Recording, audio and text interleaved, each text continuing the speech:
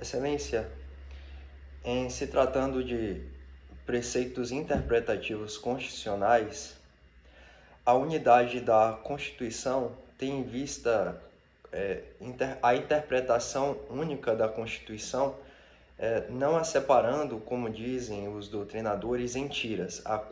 A Constituição deve ser interpretada de maneira sistemática e, portanto, todo o texto constitucional deve ser visto pelo intérprete de maneira única. A concordância prática, por sua vez, também princípio de interpretação constitucional, implica que as normas constitucionais, quando em aferição com determinado caso concreto, devem ser vistas não como contrapostas entre si, mas de maneira harmônica a não se anularem umas às outras. Dessa forma, a ponderação de direitos fundamentais se dá em relação, quando se tem, em determinado caso concreto, mais de um direito fundamental que pode ser aplicável a esse caso.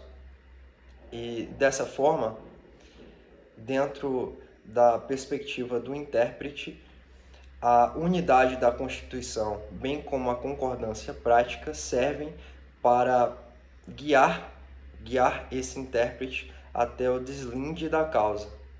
Ambos os princípios podem ser usados simultaneamente e servem a esse propósito de resolver o caso concreto de maneira a utilizarem todas as normas passíveis de sistematização no caso concreto.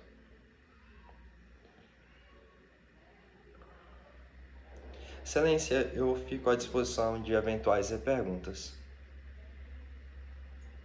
O candidato mencionou que o princípio da unidade da Constituição é utilizado quando há um conflito, no caso concreto, entre normas constitucionais?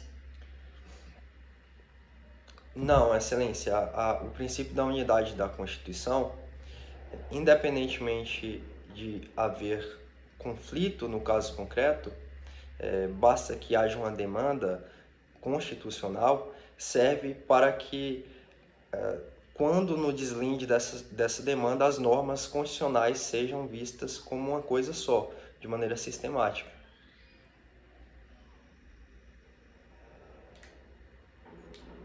O candidato poderia discorrer sobre a relação entre o princípio da concordância prática e a técnica da ponderação?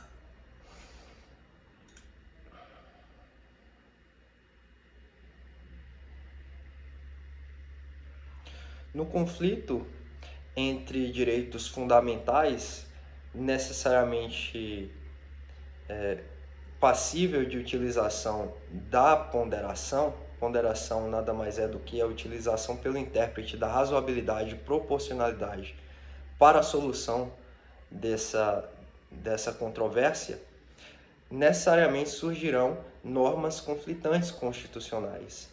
E a concordância prática serve para que, sem que se anulem as normas constitucionais justapostas, chegue-se à resolução de determinado caso posto em juízo.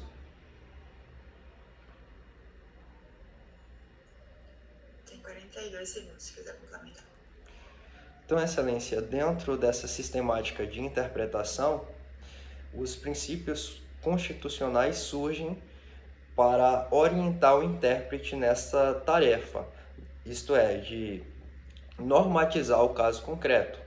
Da interpretação surge determinada norma para o caso concreto. E juntamente com esses princípios aqui elencados, podemos citar alguns outros, como a própria força normativa da Constituição e, além dos princípios, métodos de interpretações constitucionais que trazidos pela...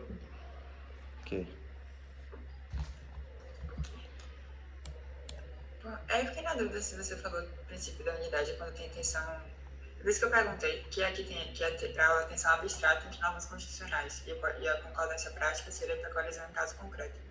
Eu não fiz essa diferenciação, não, Mas, em resumo, eu disse que a unidade da Constituição, você tem um caso a ser resolvido, e a Constituição, ela, nas palavras de algum ministro do STF, ela não é interpretada em tiras, mas ela é interpretada de uma maneira só.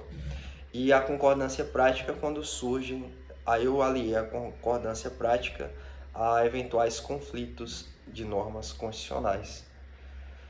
Achei essa questão. Eu sempre acho essas questões mais abstratas mais difíceis de resolver. O que eles queriam que era que conceituasse o princípio da unidade da Constituição, né, todo, o princípio da harmonização com cadência prática. Aí eu confesso que na hora que você estava falando, eu estava procurando aqui o padrão, aí eu me distraí. Mas o que eles colocam aqui, né, está ligado ao princípio da unidade, a diferença seria a questão de tensão abstrata e colisão em um caso concreto, de um para o outro, e o princípio da concordância prática determina que cabe ao intérprete coordenar e combinar os bens jurídicos em conflito, realizando a redução proporcional ao âmbito de aplicação de cada um deles, a fim de harmonizar sua incidência no caso concreto. Então não é uma técnica de salvaguarda das próprias normas, mas dos próprios bens que estão em conflitos. Isso, seria no caso concreto você aplicar enquanto unidade, você interpretar de modo que não houvesse conflitos abstratos entre um e outro. E Entendi aqui no caso perfeitamente. concreto, daí tem a relação com a proporcionalidade, principalmente ligada à técnica da ponderação.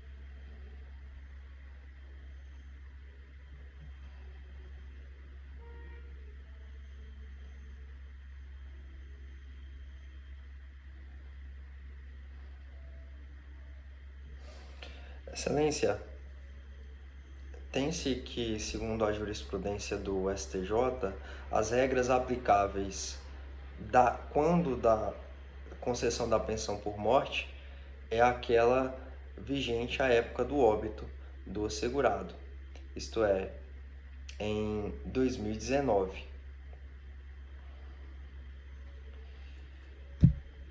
Sendo esse o regime a ser aplicado ao benefício requerido por Júlia. Quanto ao ponto 2,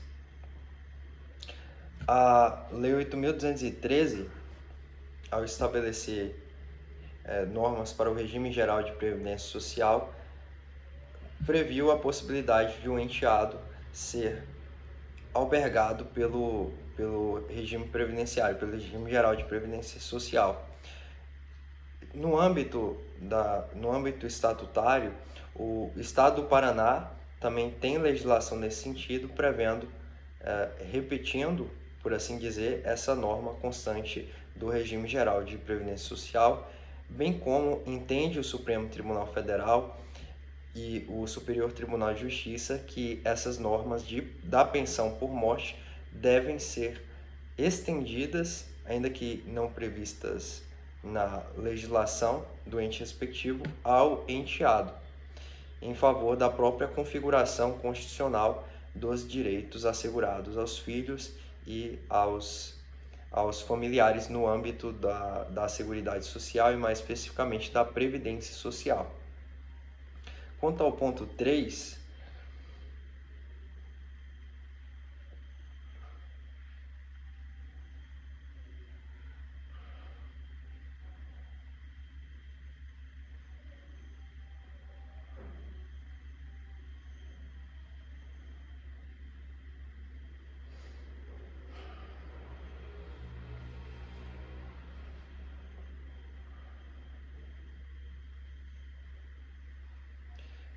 A norma a reger, de acordo com a reforma previdenciária, emenda constitucional 103 de 2019, implica nos cálculos a possibilidade de se calcular tendo como base 50% da, da, do salário de benefício, mas 10% a partir de cada filho que a segurada possuir.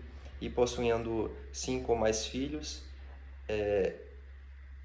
tem-se a regra dos 100%. Minha resposta, Excelência. O enteado é considerado dependente de pleno direito ou é necessário comprovar algum requisito?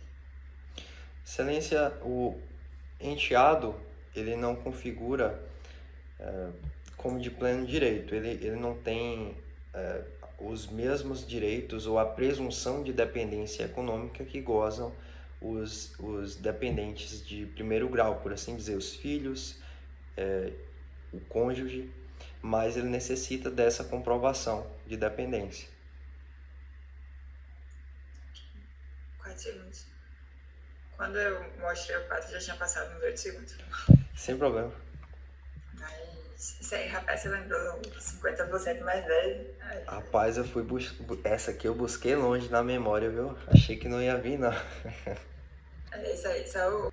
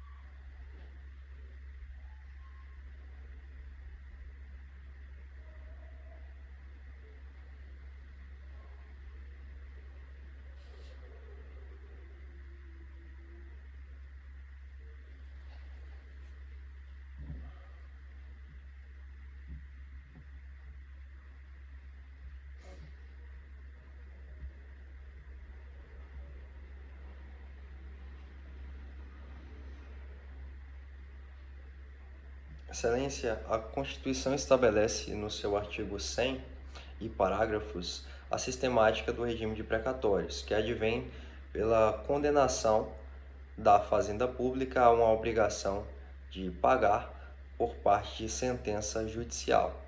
Dito isso, na sistemática do regime de precatórios não há inviabilidade de conciliação entre as partes, tanto por intermédio da interpretação da normativa constitucional a respeito, como vem também compreendendo os tribunais superiores.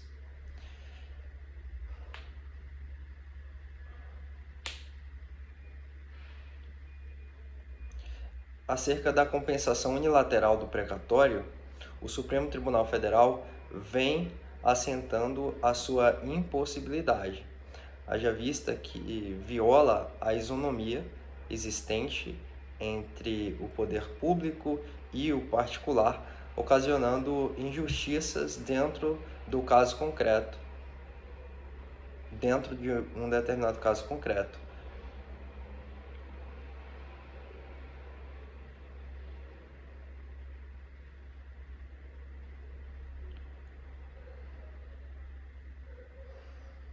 Excelência, minha resposta. Além da isonomia, haveria outro fundamento para o entendimento das TFs para a impossibilidade de compensação unilateral?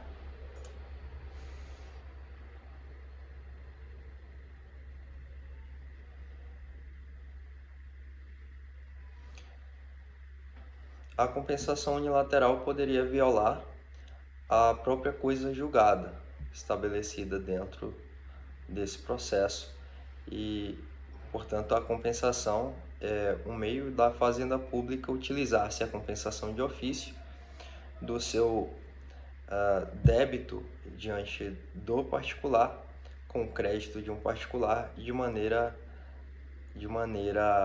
contrária ao que foi decidido pela própria decisão judicial e, portanto, violando, além disso, a separação dos poderes.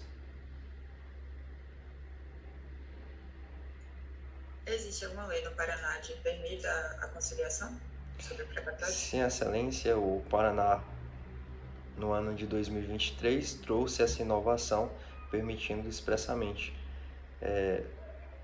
transações envolvendo o regime de precatórios.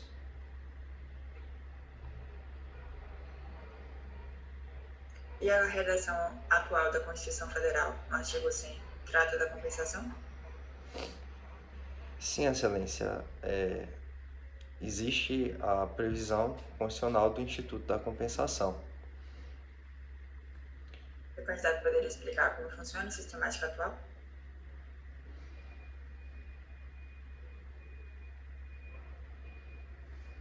Por intermédio desse instituto, nos moldes previstos na Constituição, há um crédito líquido e certo em que a Constituição autoriza que, havendo acordo entre as partes, possa ser realizado, respeitado o devido processo legal. Faltam 11 segundos. Cara, essa aqui eu dei uma... Essa aqui, realmente, o regime constitucional me fugiu. Eu tava tentando pensar nos fundamentos aqui, mas... Mas você respondeu isso antes do... Eles pediam aqui aquela questão de introdução, né? Pediam para colocar que os precatórios devem ser pagos em ordem cronológica, com as exceções previstas nos parágrafos 1º e 2º, né? De alimentares e tal. A lei do Paraná eles mencionam aqui, né, que é possível. Aí, se for 2023, a lei de 2012, né, em tese, pelo que tá aqui. Mas eu não sei se teve alteração em 2023 ou... Não, eu tava pensando na lei de transação, se seria aplicável ou não. É que tem uma lei de acordos diretos de precatório, tá? Parece que essa lei é até prevista no edital, né? Isso. Aí é 17.082 de 2012. Se não tiver nenhuma digitação, né? Aí, se for certo da STF, aí tem aqui que é critério de repercussão geral e os...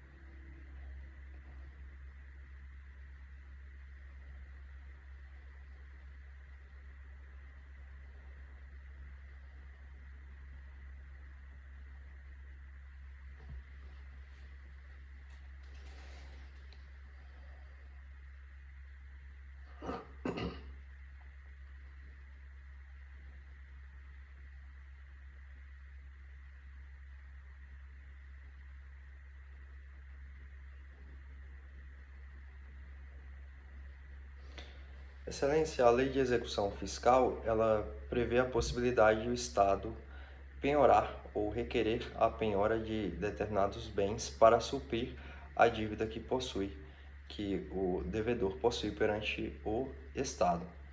Nesse sentido, o próprio Código de Processo Civil prevê a impenhorabilidade de valores inferiores a 40 salários mínimos na caderneta de poupança. Mas entende o STJ que essa impenhorabilidade ela não tem caráter absoluto. Dito isso, o Estado do Paraná, diante dessa decisão do juiz, poderia interpor agravo de instrumento para a reversão dessa decisão, apontando que a penhora em dinheiro é elencada pela Lei de Execução Fiscal como prioritária e não haveria a impossibilidade dessa penhora a ser alegada nos embargos à execução fiscal, tão somente por ser valor inferior a 40 salários mínimos aplicáveis nos termos do Código de Processo Civil, ou em tese aplicáveis. Aqui o Estado do Paraná tem a possibilidade, ou poderia alegar, que o ônus da prova em relação à impenhorabilidade desses valores, ou refazendo aqui, Excelência, diante do caráter relativo desse rol de bens não absolutamente impenhoráveis, poderia então o Estado intentar agravo de instrumento para requerer essa reversão judicial do indeferimento da penhora.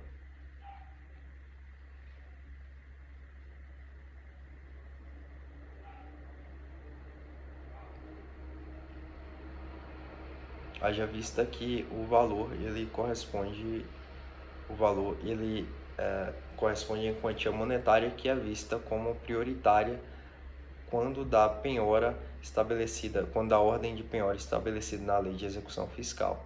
Não necessariamente o Código de Processo Civil será aplicado de maneira subsidiária à Lei de Execução Fiscal, apenas quando compatível com esta.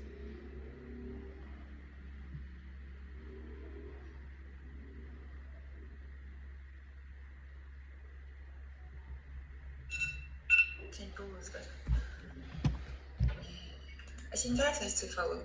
Quanto ao segundo ponto,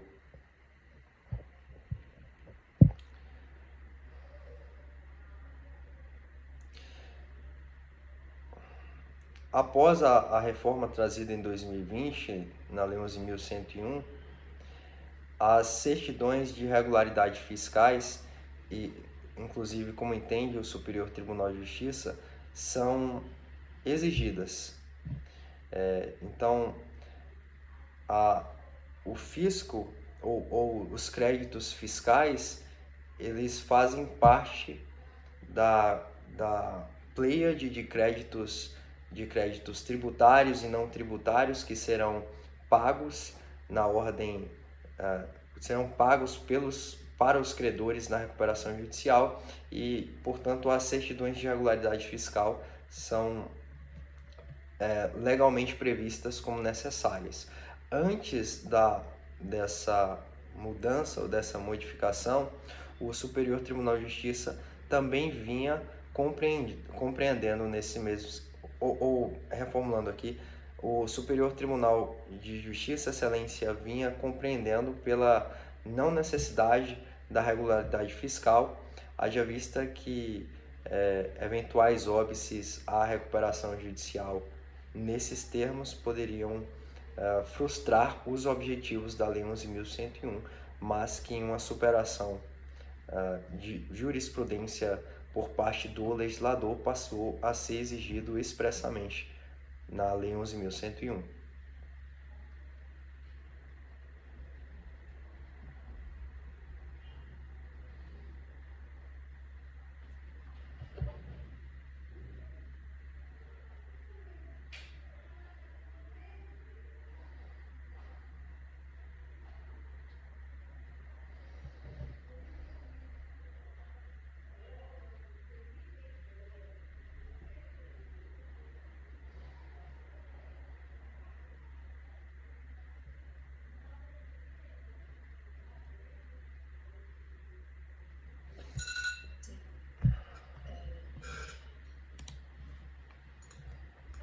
Só uma observação, às vezes acho que eu também faço isso, mas cuidado, porque a gente já tá habituado a um termo que a gente acaba falando. Você falou Assembleia Legislativa uma hora e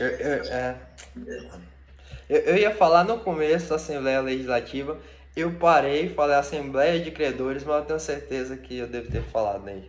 Eu só vi uma vez a Assembleia, depois que você falou Assembleia de Credores, mas Foi. isso.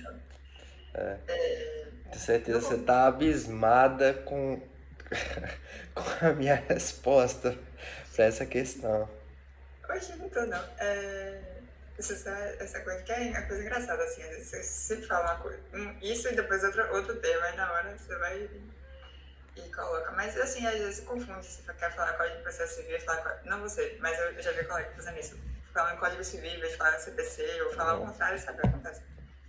Mas isso, na verdade, é mais erro material, né? Porque a pessoa quer dizer outra coisa. Mas eu digo em relação à resposta em si, porque misericórdia, acho que eu não falei nada com nada. Começou a falar, achei que você ia começar a dizer os requisitos lá, o quórum é tal, mas pouco difícil de falar. Eu só lembrava da excepcionalidade e nem é um requisito legal, é um requisito do STJ. No início você falou que estava previsto na lei número 14.000, mas aí seria na lei de reparação em falência. Porque eu tava com a lei, acho que é 14.120, não. 112, é. Aqui alterou, né? Aqui alterou, Isso aí tá na 11.101 mesmo, né? Aí isso aí se falou só fundamento. Eles botam aqui dispositivo porque era um simulado de discursiva, né? Mas enfim. Você falou que o CJ admite o PNDA observar os requisitos legais. Aí eu vou falar aqui, mas vamos lá. Que são requisitos cumulativos, sem aprovação da Assembleia, né? Eu acho que o Sérgio ia falar, né? Que é quando o juiz concede a recuperação sem que tenha sido aprovada pela Assembleia.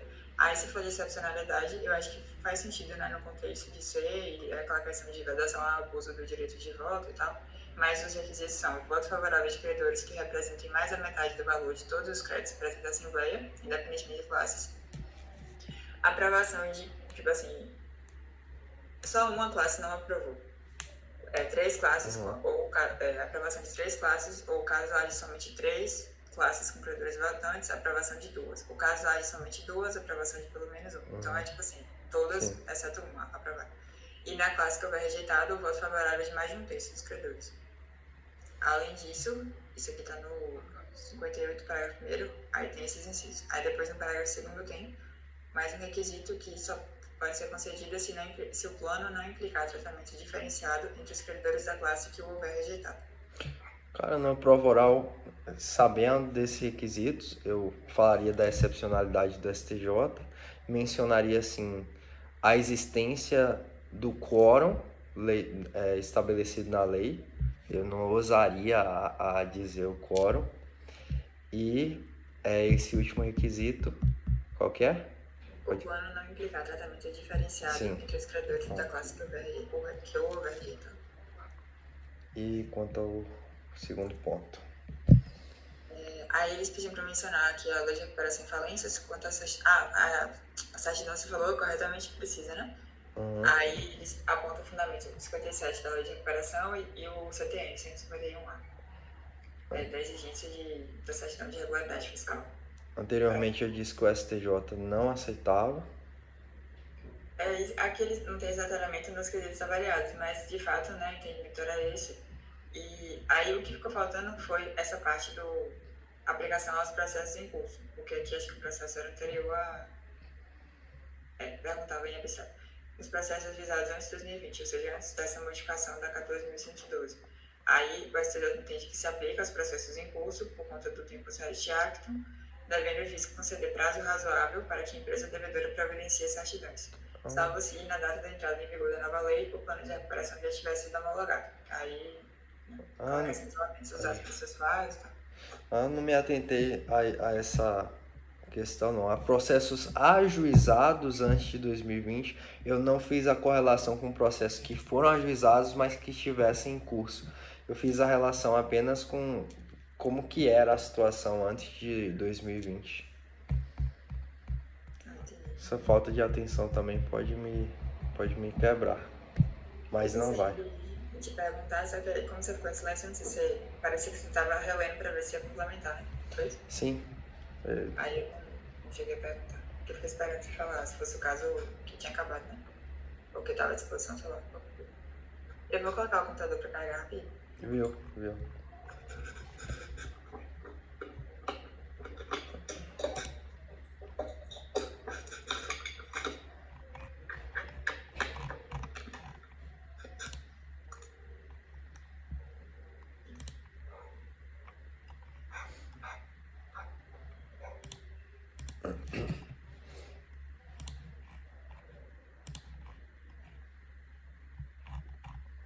As perguntas dela também.